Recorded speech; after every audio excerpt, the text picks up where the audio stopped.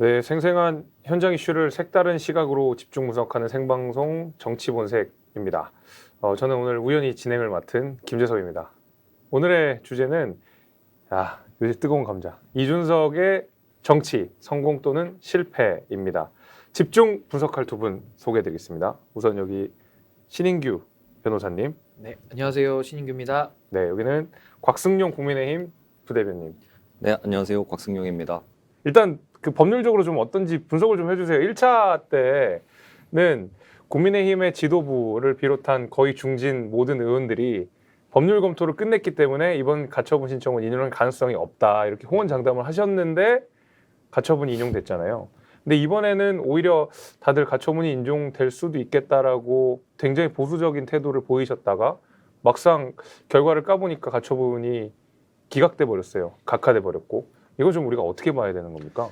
그러니까 아무래도 이제 예측 불허였다라고 지금 말씀하신 것 같아요. 좀 앵커님께서 말씀하신 대로 1차 때는 다 이제 기각될 것이다라고 말씀을 했었는데 1차 때는 이제 인용이 됐죠. 그래서 상당히 좀 놀라웠고 이번에는 좀 인용될 가능성이 높다 이렇게 다 알려져 있었는데 또 의외로 또 기각이 나와가지고 상당히 또 놀란 일이 있었습니다.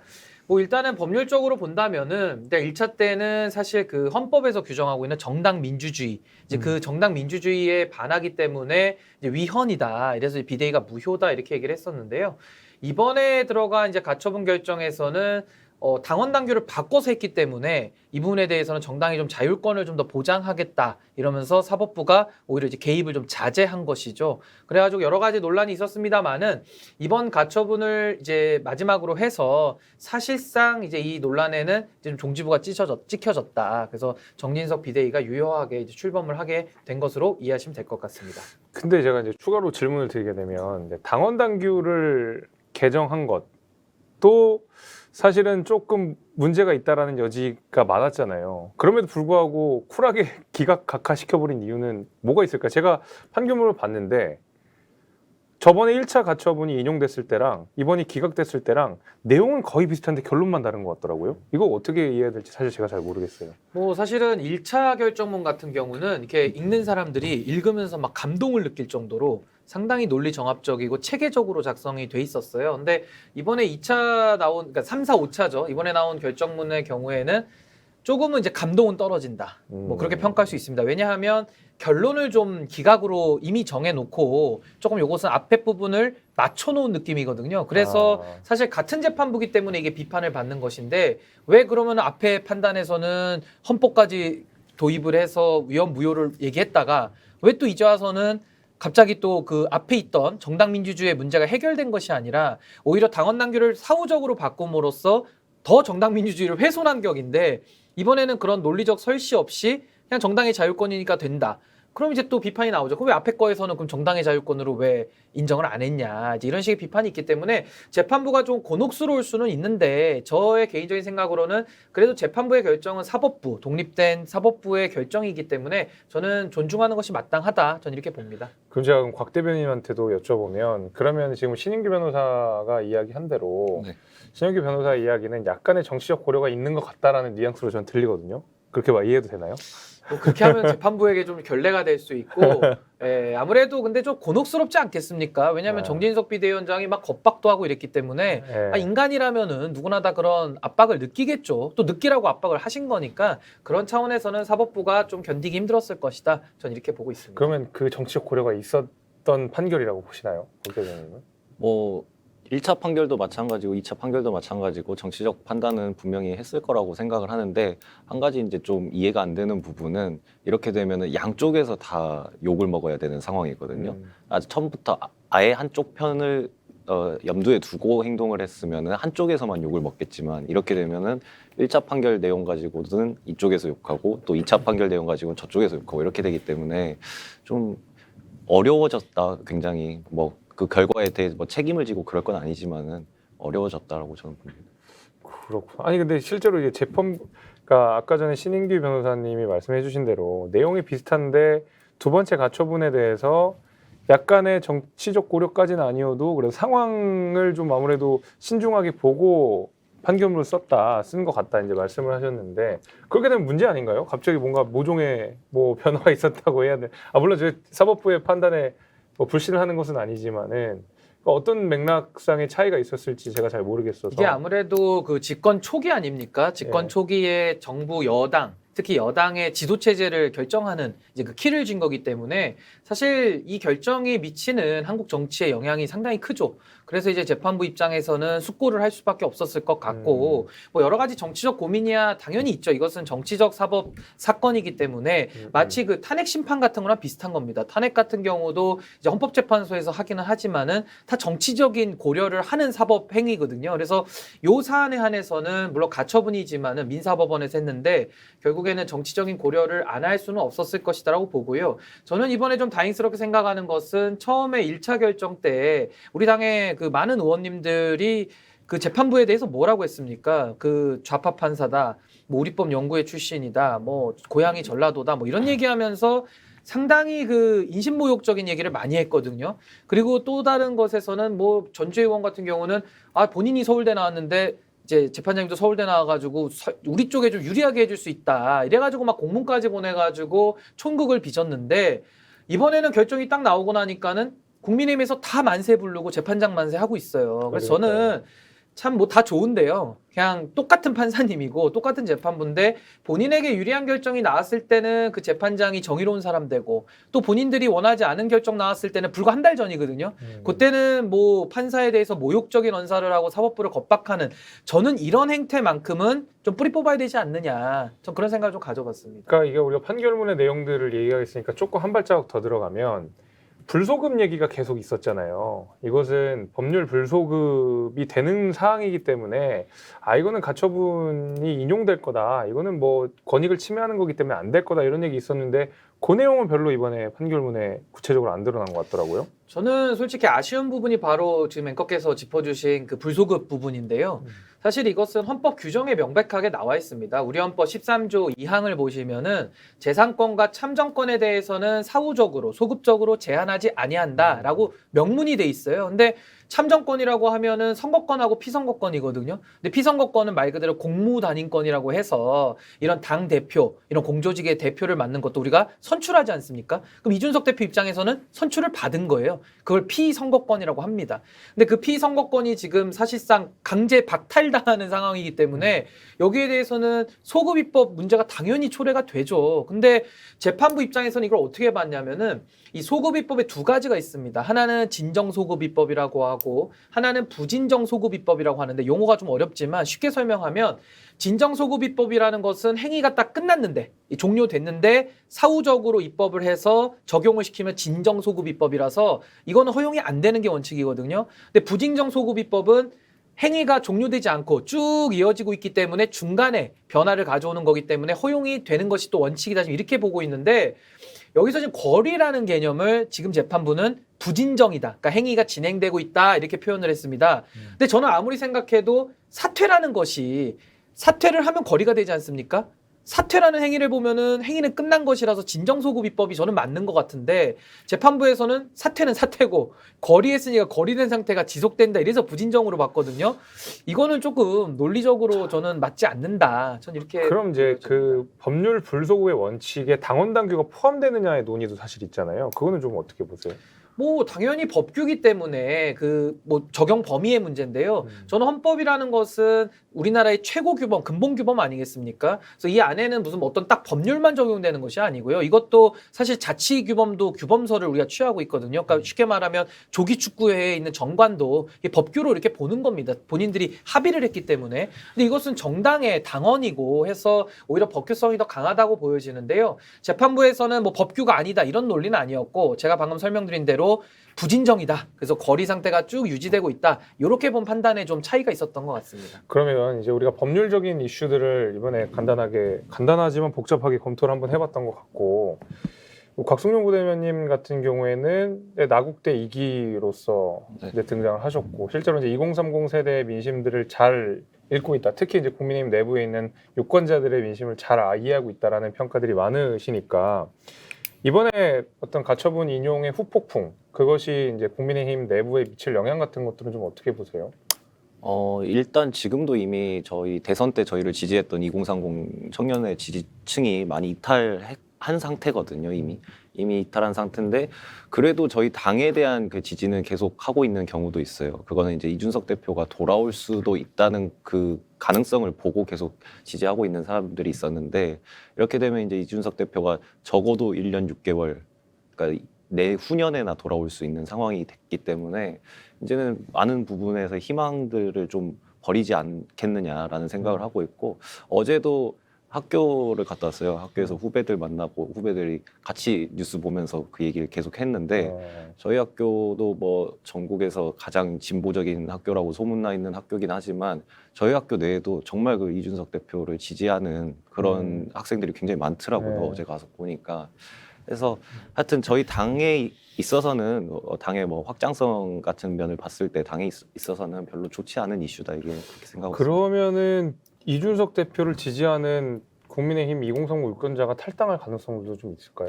저는 많이 있다고 봅니다. 아, 그래요? 네.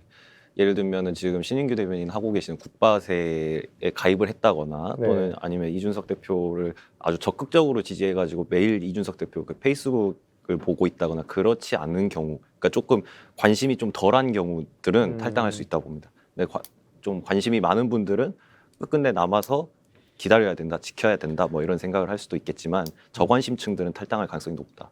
네, 저도 지금 국바세 제가 대표를 맡고 활동을 하고 있는데 여론을 좀 전달드리면은 국바세에는 꼭 젊은 분들만 있는 건 아닙니다. 남녀노소 다 섞여 있는데 아무래도 전체적으로 분위기가 많이 격앙돼 있어요. 어떻게 이렇게 할 수 있느냐 이런 얘기들이 많고 안에서도 뭐 탈당을 하겠다라는 분들이 상당히 많은 것도 사실입니다. 근데 저는 지금 어찌 됐든 뭐 부당한 건 부당한 거고 결국 정당 민주주의를 지키는 주체는 법원이 아니라 결국은 우리 국민들이나 당원들 아니겠습니까? 그래서 저도 좀 열심히 좀 설득을 하고 있는 상황인데 좀 쉽지는 않습니다. 예, 그래도 당내에 남아서 조금 더 당을 더 개혁하고 좀 더 한번 으쌰으쌰 더 해보자 이런 식으로 한번 저도 의견을 모아가고 있습니다. 근데 사실 이제 법원에서 판단이 나와버렸기 때문에 법원에서 이준석 대표의 가처분 신청을 기각해버렸고 비대위가 적법하다라고 인정을 해버렸기 때문에 사실은 우리가 앞서서 1차 그 가처분 신청이 인용됐던 때에 그 국바세 회원들이 굉장히 말 그대로 좋은 의미로 격앙됐다고 한다 그러면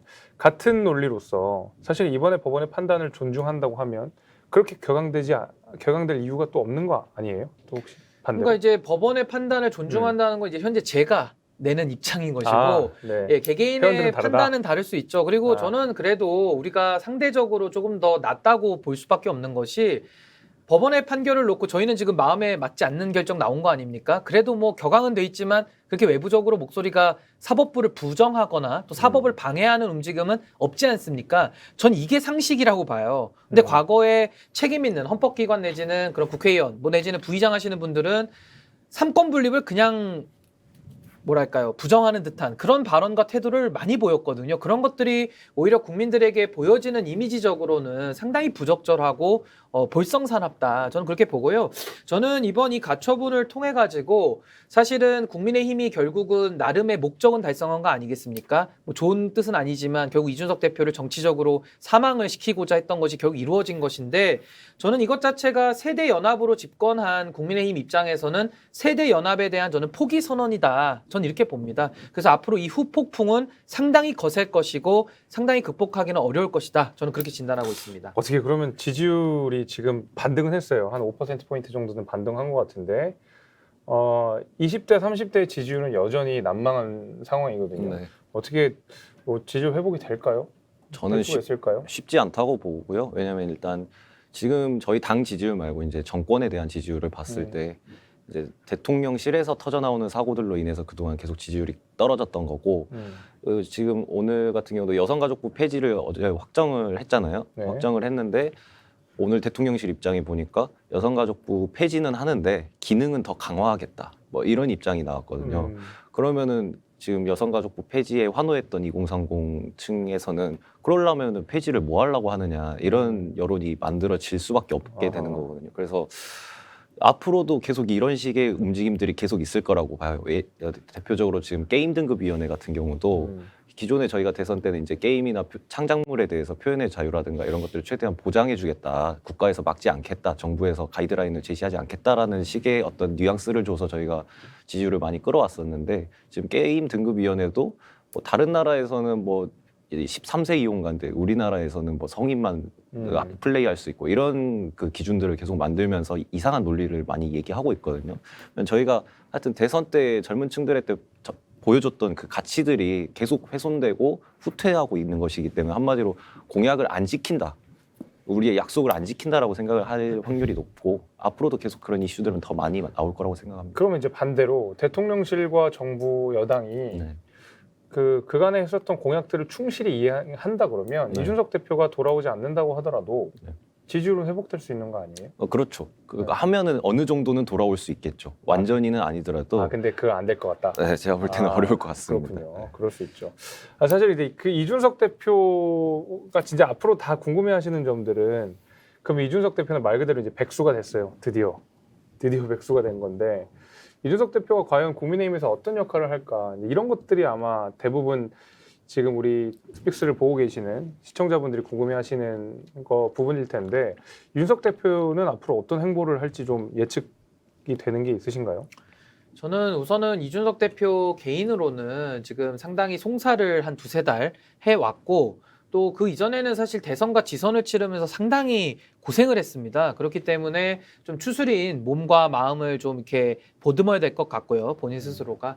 그리고 이제 앞으로도 이제 어떻게 정치 활동을 해야 되는지 고민이 깊을 겁니다. 왜냐하면 이번에 윤리위에서 징계를 통해 가지고 사실상 정치 생명에는 사망 선고를 내렸거든요. 뭐 그것이 옳고 그르고를 지금 따지자는 것이 아니고 현실적으로 그렇습니다. 왜냐하면 내년 내후년이죠. 총선에 대해서 출마 여부가 불확실한 상태로 지금 남겨놨기 때문에 사실 이도저도 할 수 없는 상황이거든요. 그래서 그런 상황 속에서 이준석 대표도 뭐 정치를 더 해야 되냐 말아야 되냐에 대한 고민부터 또 정치를 하겠다라고 한다면은 그럼 도대체 여기는 운동장에서 내보냈기 때문에 그럼 어디 뭐 다른 데 가서라도 볼을 좀 차고 이렇게 트래핑 좀 하고 해야 되지 않겠습니까? 그래서 그렇죠. 어디서 몸을 풀 것이냐 이제 그 고민이 있을 것 같고 과거에서 좀 힌트를 얻자면은 이준석 대표가 그 윤리위에서 첫 번째 징계를 해서 6개월 당무 정지됐을 때 그때 이제 지역을 돌면서 이 떡볶이 미팅을 좀 많이 했었어요. 그래서 그 네. 반응이 좀 좋았던 걸로 알고 있는데 아마 이번에도 그 유사한 행동들을 할 것 같고 아무래도 보수의 본거지라고 할 수 있는 TK 그 지역에서부터 뭔가 좀 민심을 탐방하는 이제 그런 노력을 좀 하지 않을까 싶고요. 전 아까 지지율 관련해서만 제가 한 말씀 좀 드리자면은 네. 갑자기 5%가 올랐다라는 게 참 의아하지 않습니까? 제가 이제 고민을 좀 해봤는데 일단은 위기감이 되게 컸던 것 같아요. 이 24라는 숫자를 보는 순간 정신이 아하. 뻗쩍 드는 숫자거든요. 예. 그래서 저는 결집이 됐고 그 결집 속에는 그래도 내가 뽑은 대통령인데 한 번은 기회를 줘야지라는 생각이 있기 때문에 그것은 완벽한 회복은 아니다. 일시적으로 결집된 거라고 저는 일단 보고요. 두 번째는 이제 아무래도 좀 극단에 쏠려 있는 분들이 있지 않습니까? 전 이분들도 기존에는 지지를 못했다고 봐요. 그 이유는 뭐냐? 이준석 대표 그 문제 때문에 지지하기 싫다 이랬던 분들이 분명히 있을 거예요. 근데 그분들이 이준석 대표에 대해서도 이렇게 이제 마무리되는 모습을 좀 보고 있고 또 하나는 MBC하고 그 이재명 대표 수사 문제인데 MBC에 대해서 막 항의도 하러 가고 막 문제 제기를 하지 않았습니까? 그게 중도나 이런 보통의 사람들 시선에서는 너무 안 좋은 정부적 판단이지만 또 그분들 입장에서는 바라던 겁니다. 너무 시원한 거예요.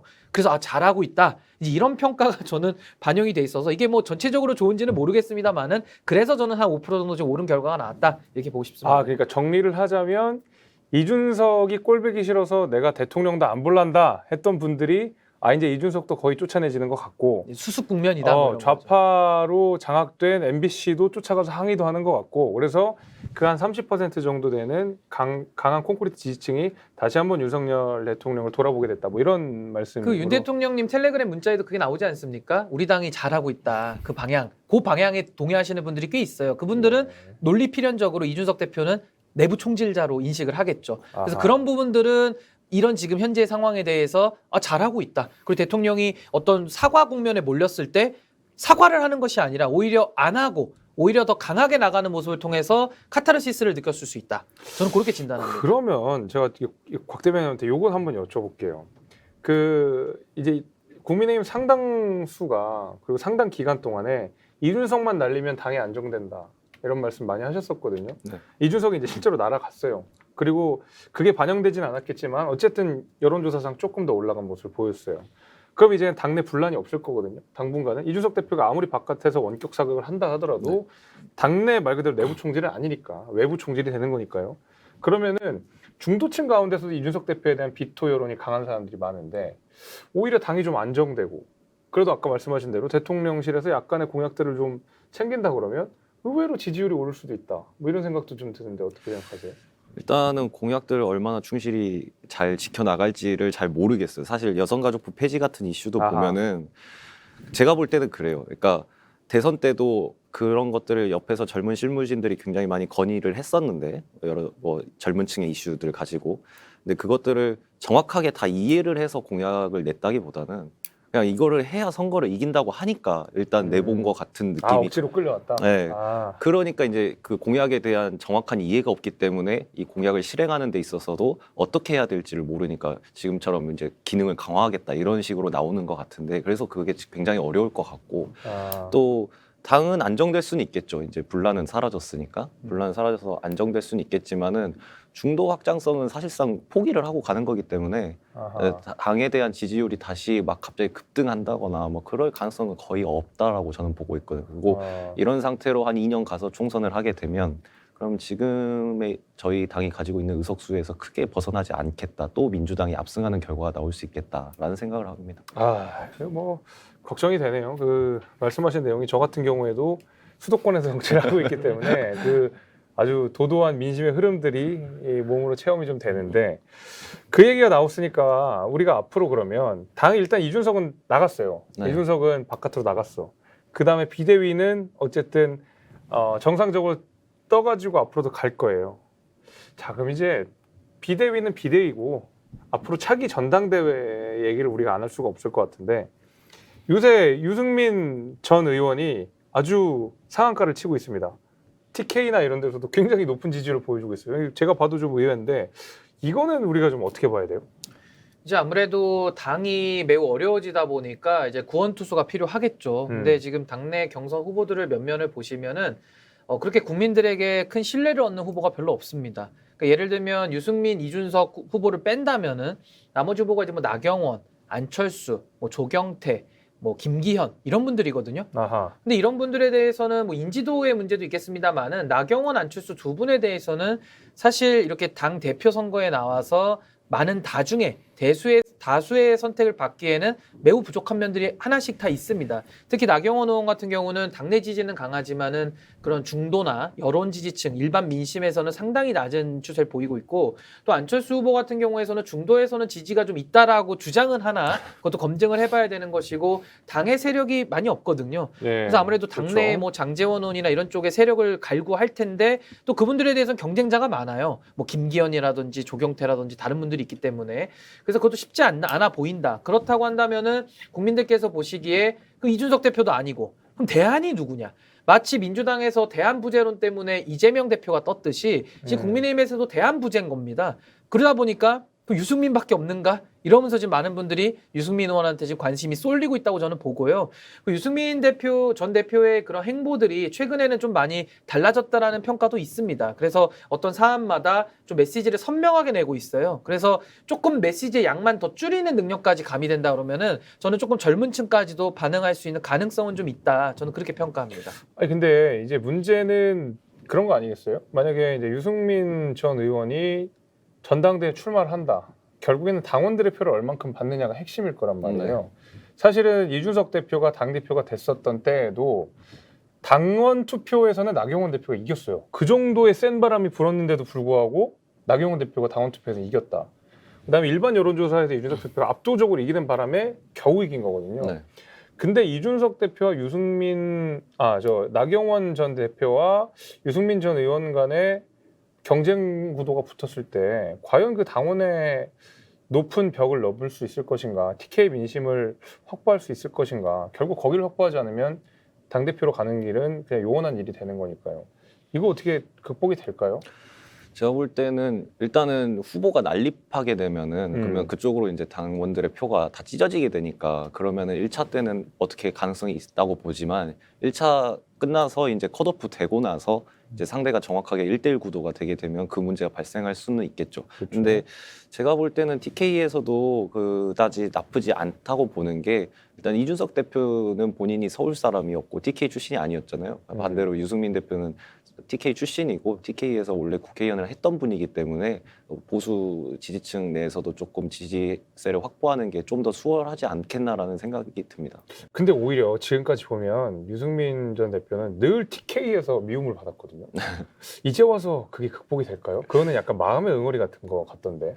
뭐 그렇다고 볼 수도 있겠지만은 요즘에 하여튼 여론조사 결과 보면 그렇게 나쁘진 않은 것 같아요. TK 쪽에서도. 이거 어떻게 보세요? 근데 신부님? 저는 이제 선거에 3요소가 있지 않습니까? 이제 인물과 구도와 바람을 그렇죠. 우리가 분석을 해야 되는데 저는 사실 유승민 의원 같은 경우는 인물 경쟁력에 있어서는 저는 탑이라고 봅니다. 현재 나온 분들 중에서는 가장 정책적인 면이나 이미지 면이나 인물적인 그 경쟁력은 가장 뛰어나다고 평가를 하고요.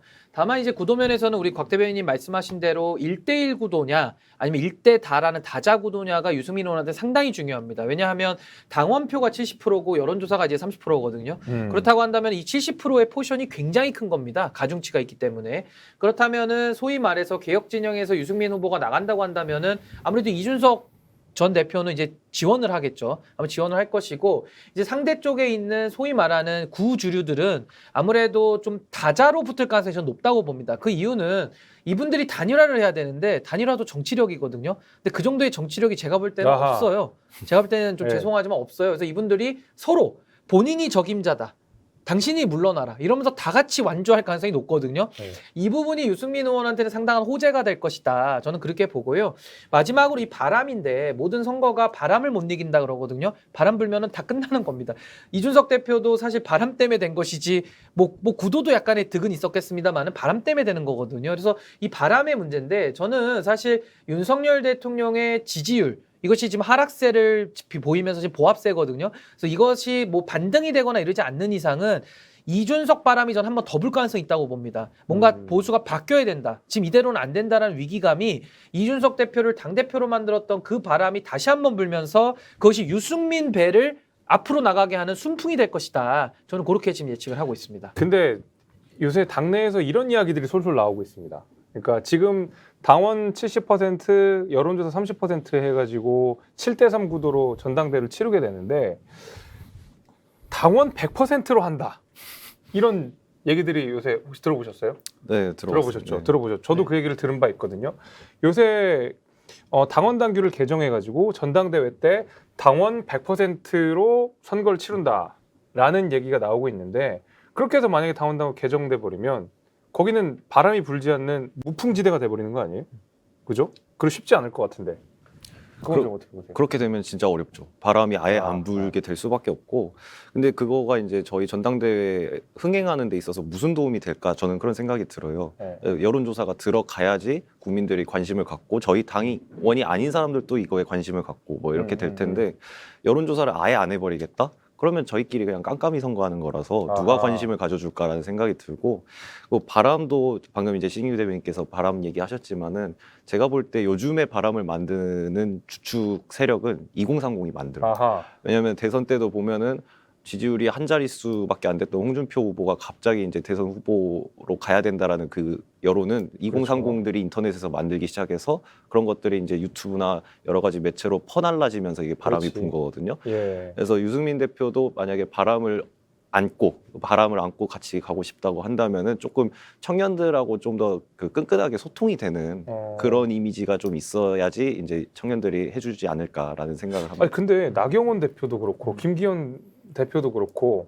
갑자기 2030에 심쿵하게 하는 공약들이나 메시지들이 내가지고 갑자기 바람이 그쪽으로 흘러갈 수도 있는 거잖아요. 꼭 유승민일 필요는 없는 거잖아요. 근데 저 곽 대변인님의 말씀은 반은 맞고 반은 틀린 것이 네. 결국 2030의 바람이 선거에 영향을 미치는 건 맞죠. 근데 우리 당은 국민의힘은 좀 특이한 당이기 때문에 그 바람이 그렇게 대세를 꺾을 수는 없어요. 예를 들면 그 바람이 불었죠. 근데 홍준표 대표가 결국 떨어졌습니다. 결국 윤석열 후보가 당시 후보가 될 때 그 견고한 이 조직의 표를 넘어가질 못해요. 그래서 아하. 보통은 바람이 선거를 주도하는데 우리 당은 그게 잘 안 되는 당입니다. 그래서 그 부분은 선거가 조금 바람을 주도한다고. 예, 여기는 조직이 아하. 바람을 이렇게 누르는 그거기 때문에 그래서 좀 다른 점이 있고 저는 그래서 이번에도 사실 뭐 지금 룰에 대해서 말씀하셨는데 물론 룰에 대해 원칙은 모두가 합의할 때 그 룰을 바꿀 수 있는 거라고 저는 생각을 합니다. 근데 합의가 거의 쉽지 않을 것 같거든요. 그럼 이제 이분들이 어떻게 할 거냐면은 유승민 의원이 아마 반대할 가능성이 높습니다. 그럼 이제 징계하겠죠. 그 징계해서 이제 어느 정도 자신들이 원하는 운동장을 만든 다음에 아마 100%로 할 겁니다. 근데 그렇다고 하더라도 저는 그 100%로 한다 그러면은 지금도 당심과 민심이 괴리라는 지적을 받아서 사실 총선 어떻게 치르냐라고 우리 김재섭 앵커님 같은 분들 지금 뭐 굉장히 힘들지 않습니까? 근데 저는 오늘 반 이준석 포지션이기 때문에 그렇습니다. 포지션을 100%? 그렇게 저는 이렇게 이준석 반 이준석 네. 포지션으로 근데 진행을 하고 어쨌든 있다고요. 이 수도권이나 그런 좀 원외에서 애쓰시는 분들은 상당히 이런 사태 자체가 불안할 겁니다. 그 네. 대표의 얼굴을 가지고 총선을 치른다는 것은 거의 악몽과도 같은 거거든요. 그래서 뭐 여러 가지 걱정이 있겠습니다만은 저는 뭐 100%로 바꿔서 하겠다 그러면 그거 어떻게 막겠습니까? 본인들의 합의로 한다는 것인데 그래서 상당히 우려스럽고 그렇게 해서 뽑은 당대표는 그렇게 민심에는 굉장히 좀 동떨어진 그런 분이 될 가능성이 더 높아진다. 저는 그렇게 봅니다. 자, 그러면 제가 여기서 추가적으로 우리 곽 대변인께 한번 어려운 질문 한번 드려보려고 그래요. 자, 당원 100%가 됐다 칩시다. 뭐 당원 100%가 아니어도 유승민 전 의원이 아니고 지금 하마평으로 오는 대표 후보자들 가운데서 누가 대표가 됐다. 근데 우리가 또 내년에 보궐선거가 있잖아요. 보궐선거에서 만약에 우리 신인규 변호사 얘기하신 대로 민심의 바람을 이기지 못해서 쭉 졌다. 그럼 지도부가 과연 총선까지 갈까요? 그때 가봐야 알겠죠. 이거는 너무 네. 먼 미래의 일이라서 먼 미래이긴 하지만 가능성도 네. 여러 가지가 있고 그래서 일단 누가 당대표가 되는지가 중요할 것 같고 그분의 성향에 따라 달라질 것 같아요. 그분이 뭐 내가 책임지고 사퇴하겠다 이런 성향이시면은 금방 사퇴할 수도 있겠지만은 아 뭐 나 총선까지 계속 해보겠다라고 하면은 또 갈 수도 있는 그럼 거죠. 이제 윤리 징계가 당할 수도 있잖아요. 거기는 윤리로부터 자유로운 분들이 아닐까. 그런 분이다. 아닙니다. 그 윤리위는 없는 것도 만들어서 할 수도 있기 때문에 상당히 아하. 조심해야 돼요. 왜냐하면 증거로 하지 않고 유죄 추정을 하고 있기 때문에 조금 그건 어폐가 있고 네. 저는 지금 뭐 지도 체제 말씀하시는데 뭐 내년에 당연히 이제 보궐선거도 있기 때문에 변수가 있습니다만은 저는 지금 걱정하는 것이 뭐냐면은 이번에 당원 당규가 바뀌었거든요. 근데 최고위원 4명만 사퇴하면은 지도부가 비대위로 갈 수 있게 되어 있습니다. 네. 그래서 저는 지금 뭐 우리 당이 비대위를 너무 좋아한 나머지 지금 비상이 일상화될 수 있는 그런 당원 당규를 갖고 있어서 저는 전당대회에서 뭐 합법적인 지도부를 선출하더라도 언제든지 비대위로 전환될 가능성이 높고 그 길이 매우 넓게 열려 있다. 그래서 그 부분은 상당히 좀 우려스러운 지점입니다. 그러니까 지금 우리 당원 당규 개정이 돼서 보궐선거를 안 치르게 돼 있잖아요. 그렇죠? 지금 원래 그 전에 이제 윤석 대표가 징계받고 뭐 물러나고 줄줄이 최고위원들이 사퇴할 때만 해도 우리 당원 당규에는 그 빠진 자리를 보궐선거를 통해서 그러니까 우리 전당대회가 아니라 그 전당원 투표 전국을 열어서 보궐선거를 하게 했는데 그 당원 당규마저 없어졌어요 이번에. 그 4명 최고위원 사퇴를 하면 비대위가 구성되게 되는데 이게 뭐냐면 과거에 우리가 집단지도 체제 때 이런 식으로 했었잖아요. 그러니까 대표와 최고위원을 따로 뽑지 않고 최고위원 중에 이제 대빵을 여기 이제 대표 최고위원 그다음에 뭐 2등, 3등, 4등 이게 전부 이건데 함께 선거라는 거예요. 그렇죠. 근데 그때 적용됐던 룰이라는 점에서 차기에 그런 얘기도 나와요. 집단지도 체제로 변화시키려고 하는 거 아니냐. 어차피 대표를 누군가 못 먹을 것 같으면 세력이 가서 1, 2, 3, 4등 중에서 뭐 한 2, 3, 4등을 먹자. 그럼 우리가 공천권을 행사할 수 있는 것이 아니냐라는 뭐 얘기도 좀 슬슬 나오고 있거든요.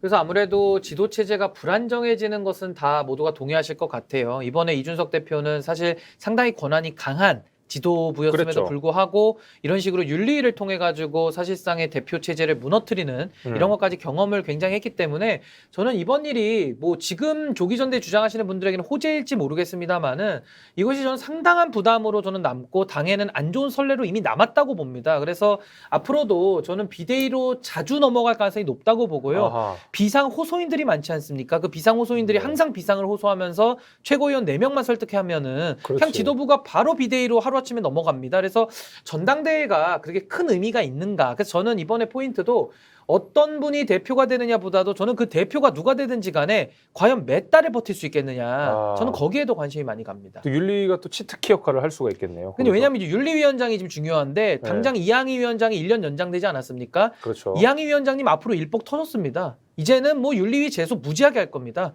이제 그거 다 심리해야 돼요. 왜냐하면 과거에다 징계를 해서 심지어 아하. 당의 대표까지 날렸기 때문에 이제는 들어오는 거 안 다룰 이유가 없고요. 뭐 요즘 심심치 않게 페이스북 보면은 누가 뭐 어떤 의원 윤리위에 제소하고 왔습니다. 막 이런 게 올라와요. 아. 그러니까 이제 이거를 어떻게 윤리위가 감당할지가 전 하나의 포인트라고 보고, 아니 뭐 일반 당원들이나 뭐 당협위원장들 그렇게 하는 거 뭐 당이 더 도덕적으로 바뀌면 좋을 수도 있는데요.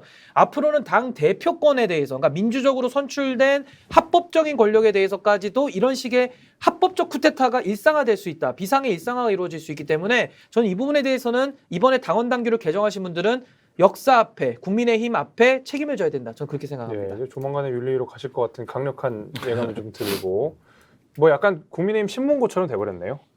근데 뭐 그게 현실인데 어떡하겠습니까? 예. 당원 당규에게 바꿔버려가지고 참 안타깝게 됐습니다. 그러면 이제 우리 두 분께서 지금까지 일련의 상황들에 대해서 굉장히 비판적으로 바라보셨어요. 그러니까 이준석 대표가 쫓겨났다. 윤리위는 원님 재판을 하고 있다. 뭐 이렇게 진단을 각각 해주셨고, 심지어 이제 지지율 역시도 우리는 반등의 기회가 앞으로 좀 어려워 보인다. 이렇게 했는데, 그렇다고 우리가 손 놓고 있을 수는 없는 거잖아요. 뭐라도 해야 되는데, 그렇다 그러면 물과 기름처럼 같은 통에 담겨 있는 2030 세대 국민의힘 유권자들과 그다음 정치인들과 그다음 전통 보수층을 기반으로 하고 있는 지금 기성 정치인들, 이 관계는 어떻게 해야 되며 앞으로 그러면 젊은 세대로서의 역할들은 무엇이 있다고 생각하십니까? 일단은 이준석 대표를 이제 이렇게 해서 쫓아내기는 했지만 그 이후에 있는 또 다른 이제 개혁적인 그 생각을 가지고 있는 정치인들, 그런 분들이라도 남겨놔야 된다. 예를 들면 누가 있을까요? 뭐 위원장님도 계시고 저요. 저는 윤핵관입니다. 변호사님도 계시고 뭐 김용태 최고위원 같은 경우 예. 그런 분들까지 다 쫓아내면 이제 완전히 의절하게 되는 것이고, 아하. 그런 분들은 좀 남겨놔야 되지 않겠느냐라는 생각을 하고 있고, 네. 그리고 이제 저희 쪽 입장에서는 저희 쪽에서는 딱히 특별하게 할 수 있는 게 많지는 않죠. 네. 거기서 우리를 포용해 주냐 마냐 이거의 문제이기 때문에 그렇다고 봅니다, 저는. 근데 포용을 안 해줄 가능성이 높은데요. 그렇다고 우리가 손 놓고 뭐 있자 이럴 수 있는 건 아니잖아요. 어떻게 생각하세요? 그러니까 이제 뭐 품으라는 말을 많이 듣지 않았습니까? 이번에 왜 이준석 대표를 품지 않느냐, 이준석 대표가 뭐 내가 아리냐, 뭐 이런 식의 약간 그 논쟁들도 있었는데, 저는 사실은 지금 국민의힘이 너무 큰 위기죠. 이 위기인 걸 다 동의할 겁니다. 그리고 저는 지금도 이 대표 체제를 무너뜨린 당권 찬탈파들도 좀 위기라는 걸 인정할 것 같아요. 아하. 근데 이게 해결책은 마땅치 않은 게요. 사실 찬탈파. 국민들에게 네. 신뢰를 얻지 않으면 정당은 표를 얻을 수 없습니다. 그건 냉정한 사실이거든요. 그렇죠. 근데 이번에도 신뢰를 너무 많이 잃었어요. 그러니까 기존에도 우리 당에 이준석 대표를 제외한 다른 지도부들은 많은 신뢰를 잃은 상태였거든요. 과거 우리가 탄핵도 겪었고 여러 가지 아픔들을 보수가 겪었기 때문에 당시의 주역들은 국민들의 신뢰를 잃을 수밖에 없었던 겁니다. 그래서 이준석 대표 체제를 통해서 우리가 사실은 집권도 하고 지방선거까지 이겼는데, 이제 와서 그분들의 설명은 이준석 당신 때문에 지지율이 덜 나왔어, 내지는 당신이 없었으면 더 이겼어, 지금 이러고 있거든요. 네. 그래서 저는 사실 정치에서 가장 중요한 것이 메신저입니다. 메신저. 네. 아무리 메시지가 좋고 아무리 좋은 정책을 던진다 하더라도요, 그 던지는 주체가 누구냐. 마치 개혁을 말로 떠드는 건 누가 못합니까? 근데 그 개혁을 실제 이뤄낼 사람이 누구냐를 국민들은 찾고 있거든요. 그래서 여기에 대해서 전 점수를 줄 수가 없다고 보고, 마지막으로 아까 뭐 할 일이 별로 없다 하시지만 저는 이제 국바세 활동을 열심히 하고 있는데, 지금 개헌 얘기하는 정치인들하고요, 정치개혁 들고 나오는 정치인들 꼭 조심하십시오. 이분들은 정치개혁에 대해서 할 마음이 없기 때문에 정치개혁을 얘기하는 겁니다. 그 이유는요, 기득권을 포기하겠다라는 것이 정치개혁이거든요. 근데 기득권을 포기합니까? 자기에게 주어진 권한, 자기의 안락함을 누가 스스로 내려놓습니까? 전 이거 불가능한 얘기라고 보고 국민들을 상대로 하는 저는 거짓말이라고 봐요. 그럼 뭘 믿어야 되느냐? 결국 기득권을 없는 사람들이 기득권을 해체해야죠. 그러니까 힘이 없고 다수의 대중들, 당원들 이런 분들이 정치에 적극적으로 참여할 수밖에 없습니다. 참여해서 목소리를 내고 선거가 없을 때 정치인들을 긴장할 수 있게 쫄깃하게 마음을 만들어주기 위해서 목소리를 내는 수밖에 없어요. 저는 기득권 포기라는 정치개혁 이런 쪽으로 접근해가지고는 평생 안 바뀌고요. 기득권 해체를 위해서 저는 기득권 없는 사람들이 정치에 적극적으로 저는 참여해야 된다. 전 이것이 유일한 해결책이다 이렇게 봅니다. 그럼 정치에 참여하는 방식이 당원 가입일 수도 있고 신당 창당일 수도 있고 뭐 국바세일 수도 있고 다양하게 있잖아요.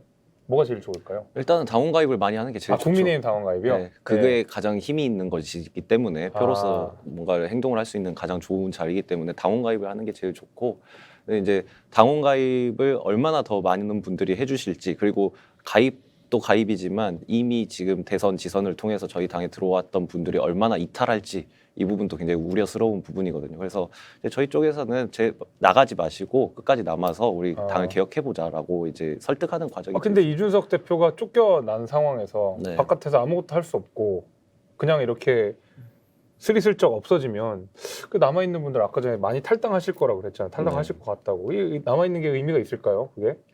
의미는 있죠. 전당대회에서 표를 행사할 수 있기 때문에. 아하. 근데 이제 방금도 말씀드렸다시피 저관심층들. 저관심층들. 저관심층들은 이제 뭐 내가 남아 있으면 뭐 무슨 권한이 있지 이런 생각으로 나가실 수는 있거든요. 그걸 적극적으로 이제 설명드리는 것밖에는 방법이 없는 것 같아요. 자, 이게 그 이제 아까 전에 우리 신인규 변호사님이 말씀해주신 게 이준석 대표 때문에 이겼다라는 분들도 있고 이준석 대표 때문에 졌다라는 분들도 있고 이게 마치 날리면이냐 바이든이냐 이렇게 각각의 해석의 영역으로 나눠져 있는 거거든요. 증명은 되지 않습니다. 각각 주장할 뿐이지. 왜냐하면 뭐 증명할 방법이 없잖아요. 증명돼요. 어떻게? 뭐 지지율로 다 증명되는 거 아닙니까? 그런 이준석 건가요? 대표 체제하에서 당 지지율이 50%까지 나왔던 당이에요. 그리고 민주당하고 지금 상대하면서 많은 고전을 겪고 있는데 저희 대선 치를 때만 해도 우리 방송 나가거나 네. 선거 치를 때 민주당하고 잽이 안 되는 실력으로 다 하지 네. 않았습니까? 그래서 대선을 이긴 거예요. 지선은 아하. 이겼습니다. 네. 근데 이제 와서 뭐 그게 다 이겨놓고 나니까 너 때문에 이긴 건 아니야. 네가 볼을 잘 쳐서 이긴 건 아니야. 이렇게 나온다는 것은 우리가 잘했다 이런 얘기를 하는 게 아니고요. 당시에 당의 대표가 얼굴입니다. 그 얼굴 들고 우리가 선거 치러서 이겼는데 그걸 부인한다? 마치 이 XX 뭐 사람으로 들린다는 분도 있고 그 소리가 아예 안 들린다는 분도 있는데 이것은 객관적인 사실을 인정하기 싫은 거고 안 보이는 거예요. 안 보는 겁니다. 그러면은 이준석의 정치라고 하는 것이 국민의힘에서는 성공적이었다? 이렇게 평가하시는 겁니까? 저는 매우 성공적이었다고 매우 봅니다. 성공적이었다? 왜냐하면은 저도 이준석 대표가 있기 전에는 이 당을 지지하지 않았고 이 당에 가입도 안 한 상태였는데 제가 기억하는 국민의힘 옛날에 자유한국당 황교안 대표가 있었던 시절의 그 체제를 생각을 해보면은 맨날 그 광화문에 이스라엘 국기 들고 나와가지고 정광훈 목사님 나와서 내가 하나님 보좌를 딱 잡고 산다고 이런 상태의 정당이었어요. 제일 기쁜 시간은 헌금하는 시간. 네, 이 당이 네. 그런 상태였어요. 그 문재인 정권의 지지율은 80%가 넘어가고 있고 선거에서는 압도적 패배를 당하고 있고 그런 상태에서 어떻게든 이제 당을 살리긴 살려야 되니까 한번 뽑아 본 거거든요. 그렇죠. 잘 할 수도 있지 않을까. 좀 새로운 물결이니까 한번 뽑아 보자 해서 그래서 저희가 대선 이기고 지선 이기고 이것도 사실 거의 기적에 가까운 일들이었는데 그렇게 해서 성공을 했기 때문에 저는 이준석 대표 체제는 굉장히 성공적이었다 보고요. 물론 그 당내 분란도 많고 하지만은 모든 개혁이 다 분란을 야기하면서 가는 것이기 때문에 분란 없이 개혁을 할 수는 없는 거예요. 그리고 저는 지선 끝나고 나서가 그때가 저희 당의 이제 최고 피크 정점이었다라고 생각하는 게 지선에서도 압도적인 승리를 한 데다가 그 승리에 도취하지 않고 또 그래도 우리는 계속 더 개혁을 해야 한다 해가지고 혁신위원회가 출범이 되고 그랬다면 그런 부분들에서 국민들한테 굉장히 신뢰를 많이 얻었었다라고 봅니다. 근데 그 중간에 이제 이준석 대표를 쫓아내면서 그 흐름이 갑자기 뚝 끊겨버린 거죠. 근데 그러니까 그러면은 이제 이준석 대표가 남겨놓은 정치적 자산은 네. 성공적이었다라고 우리가 평가를 할 수 있다고 하더라도 네.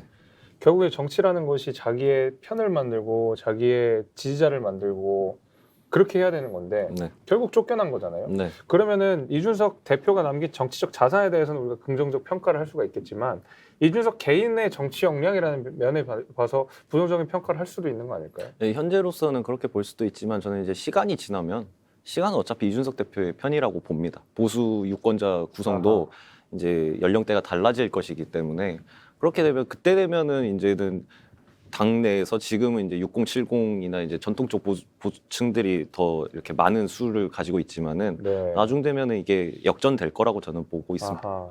물론 시간은 많이 걸리겠지만. 네. 이에 대해서는 우리 신 변호사님. 저는 이준석 대표를 정치인으로 평가하자면은 저는 신뢰가 있는 정치인이다 이렇게 평가하고 싶습니다.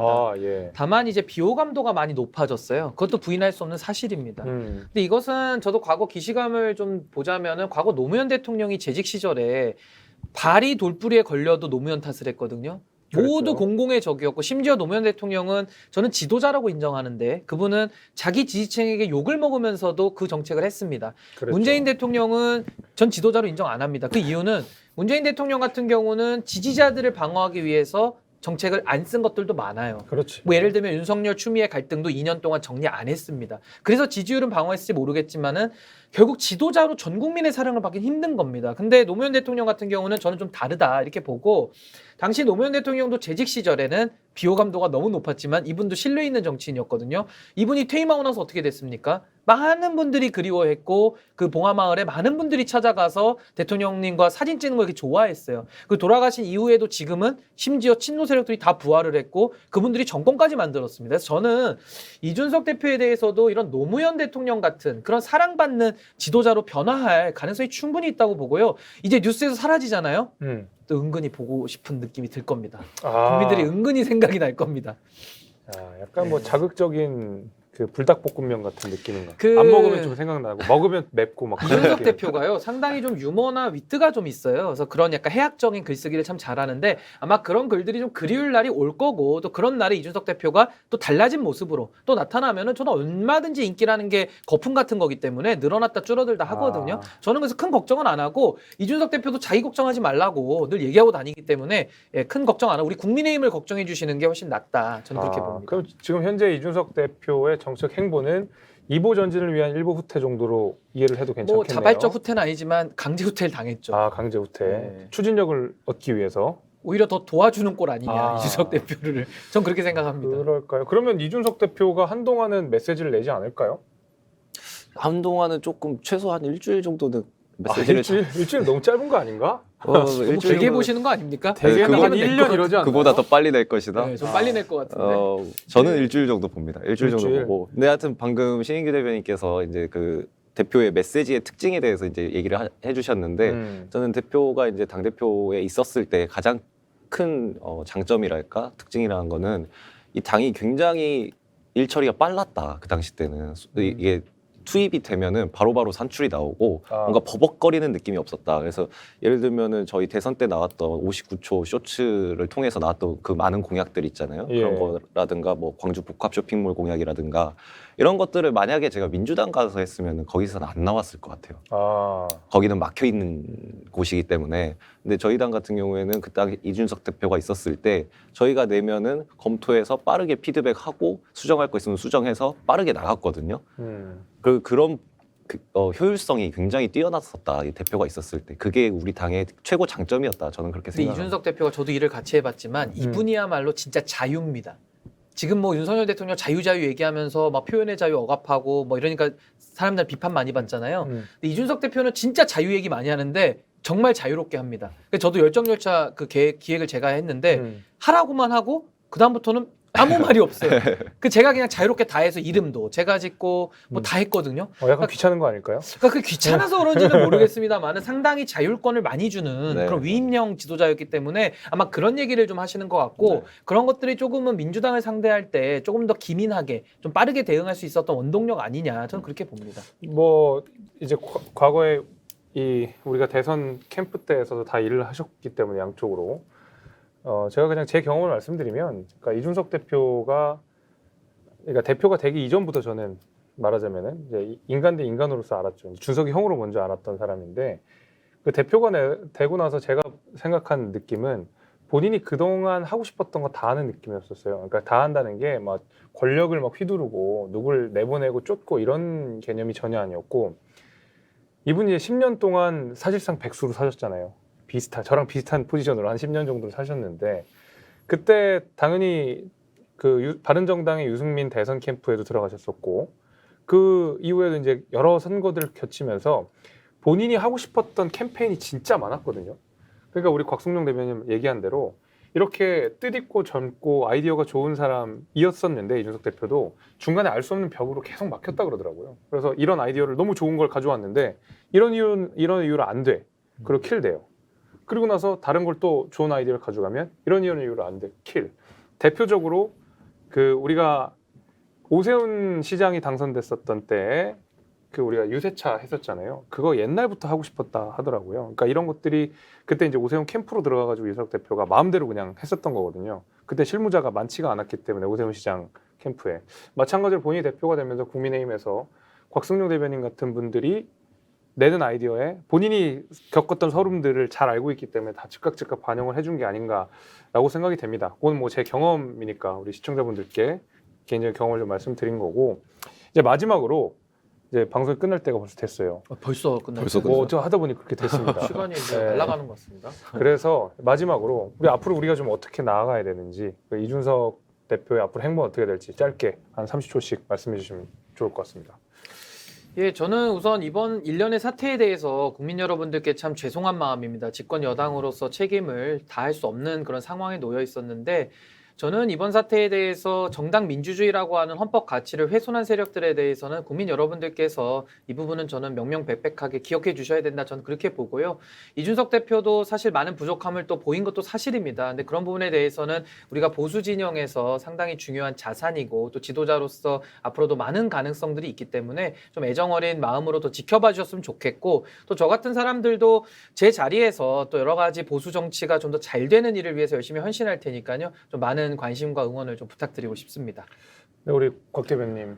네, 저도 마찬가지로 요즘에 친구들이나 부모님이나 뭐 주변 사람들 만나면 항상 미안하다, 죄송하다는 얘기를 많이 해요. 저희가 집권 여당이 돼가지고 국정 운영을 잘 해나가는 이 시즌에 이제 당 내홍으로 이렇게 국민들한테 많은 어려움을 안겨드린 것 같아서 항상 죄송하다는 마음이 있고 옛날에 이제 김대중 대통령께서 그런 얘기를 하신 적이 있죠. 정치에 대해서 뭐가 환멸이 나고 화가 나면은 벽에 대고 욕이라도 해라 막 그런 얘기를 하신 적이 있는데 뭐 정치가 보기 싫고 짜증나고 그러실 수도 있겠지만은 관심이 없어지면 없어진 만큼 더더욱 정치는 수렁으로 가게 돼 있습니다. 그래서 국민들께서도 화나시겠지만은 뭐 벽에 대고 욕이라도 하는 심정으로 계속해서 정치에 관심을 많이 가져주시기를 바랍니다. 네.